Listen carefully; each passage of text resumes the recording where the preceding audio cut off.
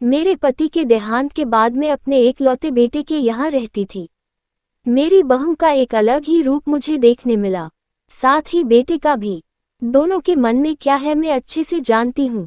वो चाहते हैं कि मैं वृद्धा आश्रम चली जाऊँ।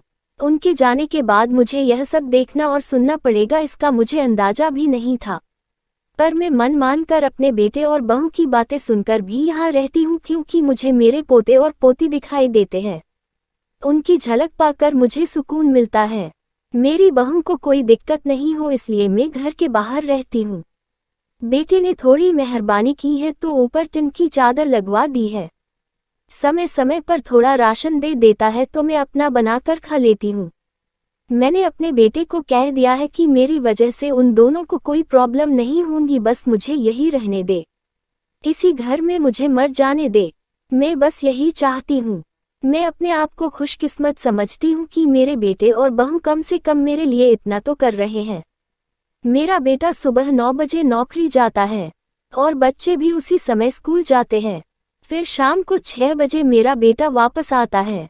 बच्चे 3 बजे आते हैं। उन्हें आते जाते निकलते देख मुझे बड़ा सुकून मिलता है। मेरे पति के दोस्त थे, उनकी पत्नी का भी स्वर्गवास हो गया है। उस समय पर वो हमारे घर पर आया करते थे।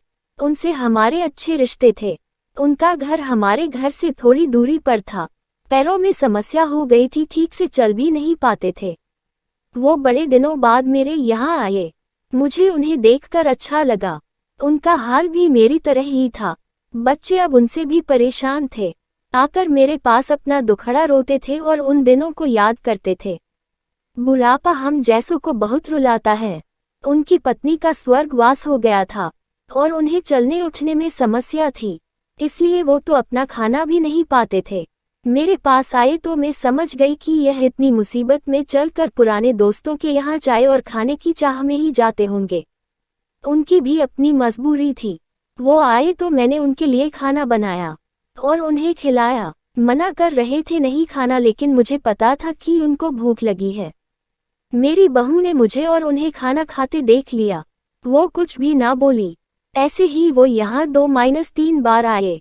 जब भी वो आते मैं उन्हें खाना खिलाती।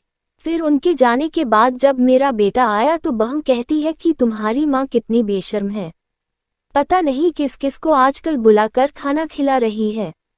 बड़ी मुश्किल से कमाया जाता है और यह लुटाने में लगी। इनका राशन बंद करो, कुछ दिन भूखी रहेगी तो अकल ठिकाने आएगी। मैंने कहा कि मैं अपने हिस्से का उन्हें खिलाती हूँ, तुम्हारे पिता के पुराने मित्र है। फिर भी बहू का उल्टा सीधा बोलना शुरू रहा। घर के बाहर रहकर इनको आज़ादी मिल गई है, पता नहीं क्या क्या करती है। बेटा भी बोला कि कुछ दिन भूखा ही रहने दो इन्हें। मुझे मेरे बेटे ने घर के पीछे सीढ़ी के पास ले जाकर बिठा दिया, कहा कि अब यही बैठो। मेरे तो अब आंसू भी सूख गए थे। अगले दिन मुझे खाना नहीं मिला। मेरे टिन के उस छोटे से कमरे को बहू ने तोड़ दिया। एक दिन पूरा भूखा रहने के बाद मैंने सोचा कि मैं गलत कर रही हूँ। मुझे अब अपने बेटे के यहाँ नहीं रहना चाहिए और शायद गलती भी मेरी ही है। मेरी ही परवरिश में कोई कमी रही है, तभी तो यह परिणाम आया। अगली सुबह मैंने अपने बेटे को कहा कि मुझे वृद्धा आश्रम छोड़ आ, अब मैं तुम दोनों को ज्यादा परेशान नहीं करना चाहती। बहू ने कहा कि एक दिन भूखी रही तो अकल ठिकाने आ गई ना। बेटे के चेहरे पर भी अजीब सी खुशी थी, जल्दी से तैयार हो गया मुझे छोड़ने के लिए। बहू कह रही थी कि आज की छुट्टी ले लो, यही आसपास मत छोड़ आना, कहीं 3 दिन में वापस आ जाए।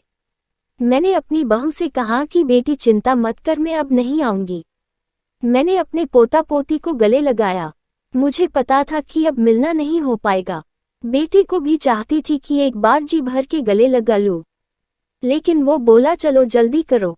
मैंने बहू को कहा कि बेटी अपना ध्यान रखना। मेरा बेटा मुझे छोड़ आया।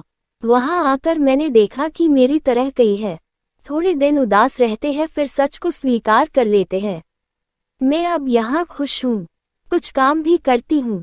मैं चाहती हूँ कि ऐसा कहूँ कि ऐसा किसी के साथ ना हो, लेकिन ऐसा कब किसके साथ हो जाए कोई बता नहीं सकता।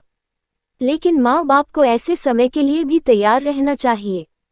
बस बच्चों को पाल कर बड़ा कर दो, उनसे कुछ उम्मीद मत रखो। धन्यवाद दोस्तों।